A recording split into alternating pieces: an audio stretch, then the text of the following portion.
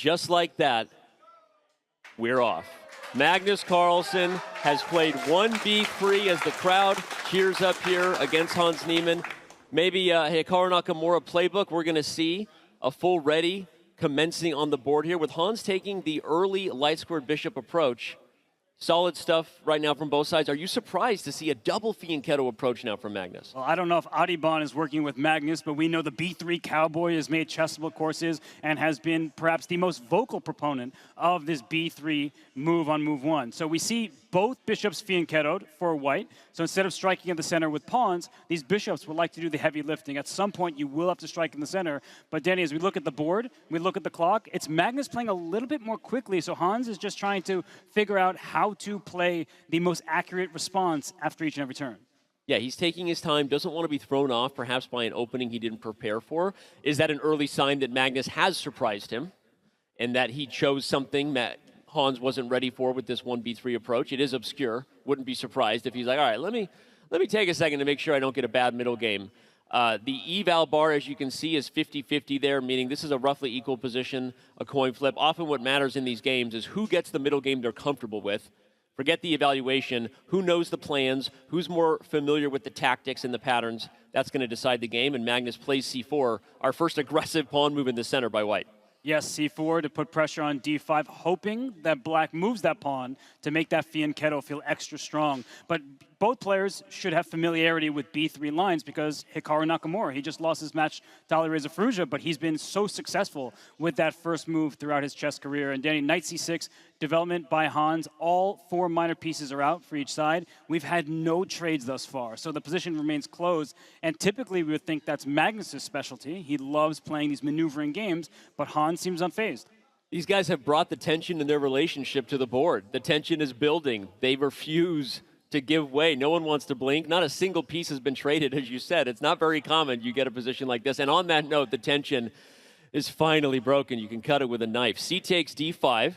Maybe getting a rook to the c file quickly is Magnus's plan, right? You've got a knight on c6 in front of the c pawn, and indeed he does it. There's also a quick plan to highlight, either via rook c2 or the queen moving up. Sometimes white will try to go for a battery on the long diagonal in these positions. You guard the e pawn, the queen comes to a1. There's tactics on the diagonal and pressure on the knight on c6.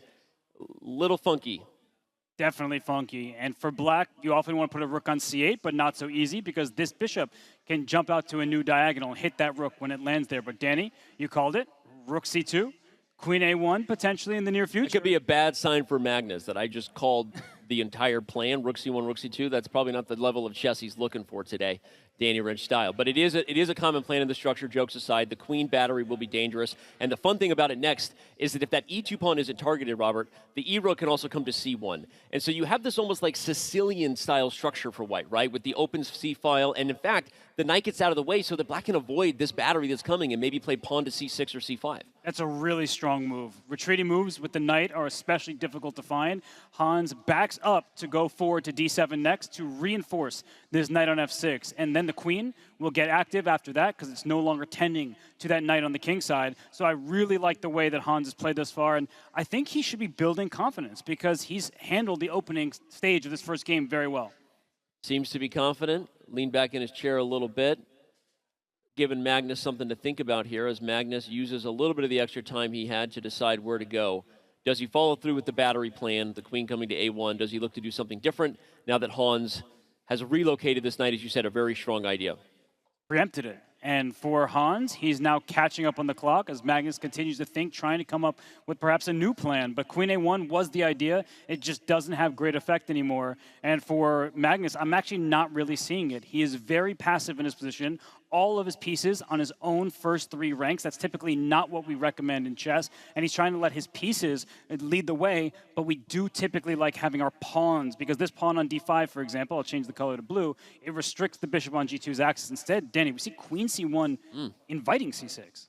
Queen c1 invites c6, and it's awkward because you wonder where's the queen going next. So what does Magnus have up his sleeve? The problem when you have less space, Robert, just to highlight, is white has every single piece that they started with, besides the pawn you traded, which means they're kind of wrestling each other for squares, right? You see the cramped position of the queen, the rook, the knight, the bishop. They're all in each other's way, and black actually has more space, especially if you do get at some point to play c5 or even c6, and you can start advancing because you have the furthest center pawn on d5. That's right, and c5 comes with an added threat, I'll put that in air quotes, of a4, just trying to chisel at white's pawn structure and create some isolated pawns. So I think that Hans has done everything right, and now he's spending time, because Danny, there are some positions where you get tempted to lash out, and he has just done that. But rook takes c5 is not out of the question. I know you typically don't want to give up a rook for just a bishop and a pawn, but if you can control all the dark squares, that could be to white's benefit, and here goes Magnus. Magnus sacrifices the exchange, and it cannot be underestimated how big this moment is here. One, is Magnus playing that because he felt this game getting away? And if this game gets away, you couldn't have scripted it better for Hans Niemann. Winning with black to start the match, we said the only real chance Hans Niemann has in this match is to take an early lead, put Magnus on his heels emotionally, mentally. So I know we're early, and I know that there's going to be plenty of drama and hype here. We don't need to add to it with the hyperbole, but this is a big game. Hans wins this game up the exchange, and who knows what we're in for.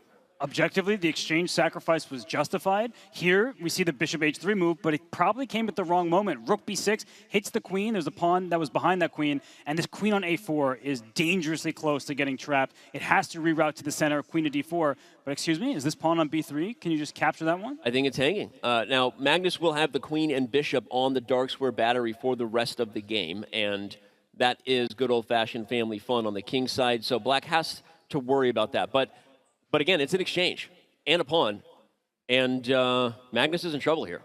He is, because it's actually just an exchange. That pawn on b3 was won by Hans, so it's not enough material compensation for Magnus, not even close. And he does have that great queen and bishop lined up. Knight d2 kicks that rook back. That rook on b5, honestly, is a bit awkwardly placed. But if black gets queen b6, suddenly we see the queens leave the board, and that has to be to Hans' benefit. Yeah, queen to b6 looks great. Magnus allows the queen trade. This is going to be super tough to hold.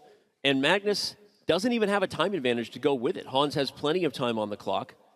This already looks like a game that could, if anybody around the world wasn't tuning into this match at this point, if Hans Niemann wins with black to set things in motion here in Paris on our second semifinal match of this Friday, call everybody. Call your aunt, even the one who never answers, and you don't even know if she knows how to use the internet.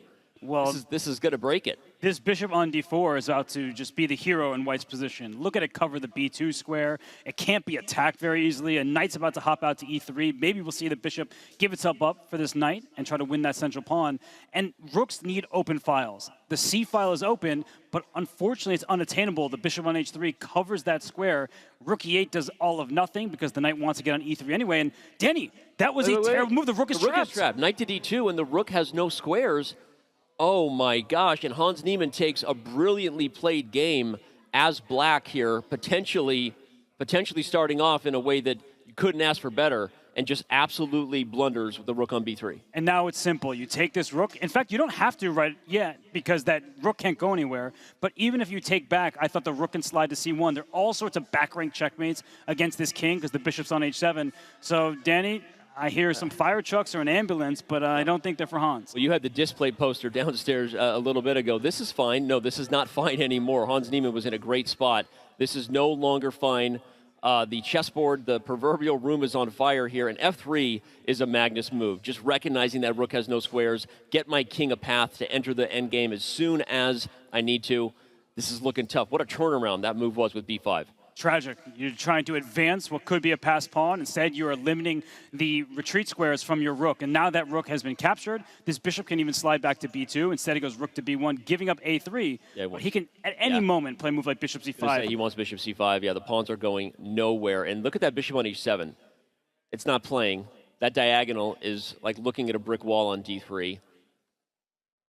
I'm trying to find the way. We talk about how is the position blunderable, and I'm not seeing the way that Magnus can blunder this position. There are no tactics. There are really no weaknesses. And with Hans' clock ticking down, I think that the storyline we thought we were going to get with Hans winning as black is not going to be the case. Yeah, the advantage was never that big, to be clear. He did have an extra exchange. It was a sacrifice. But perhaps he can fight his way back in this one. Rook c1 hits that knight. Oh, there's this back rank checkmate problem. So I don't even know where you go here.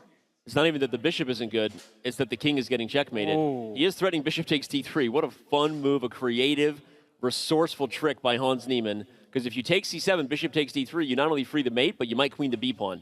Okay, Magnus sees it, of course, and now he's headed in. Bishop c5 check will be all she wrote. There will be checkmate on e8 or not, because Hans Niemann resigns.